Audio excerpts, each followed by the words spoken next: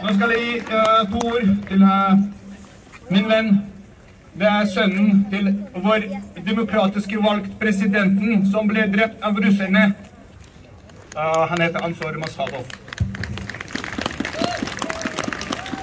Hei, alle sammen. Jeg vil si litt om vi tsjetsjenere støtter dere. Vi vet hva er krig. Vi vet hva er krig fordi vi har vært i krig hvert 50 år. De deporterte oss, de drepte oss, og de dreper oss i dag i Tsjetsjenia. Vi har diktatur i Tsjetsjenia. Alle vet om det. Og den diktatoren, Kadyrov, sier vi, sender tsjetsjenere til Ukraina. Sier de er ikke tsjetsjenere, de er russiske soldater. Og jeg vil si, ja, jeg vil si på russisk også til russerne. Я извиняюсь, что я на русском сейчас говорю, мне неудобно, но я просто хотел бы сказать чуть-чуть российским родителям этих солдат, оккупантов, которые вторглись в Украину.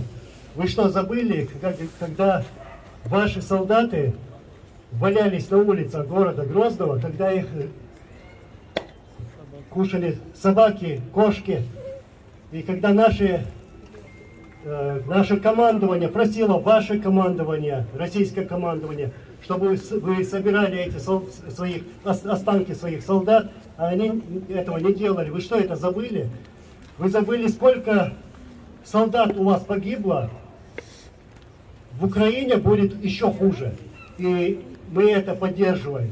Я сегодня говорю, и чеченцы, которые здесь стоят, которые там воюют рядом с украинцами, это наши братья. И я уверен, те чеченцы, которые со мной сегодня пришли сюда, они готовы поехать в Украину и воевать за Украину. Я уверен, что Украина победит.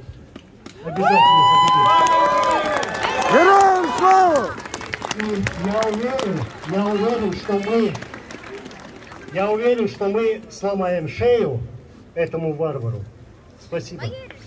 Слава Украине!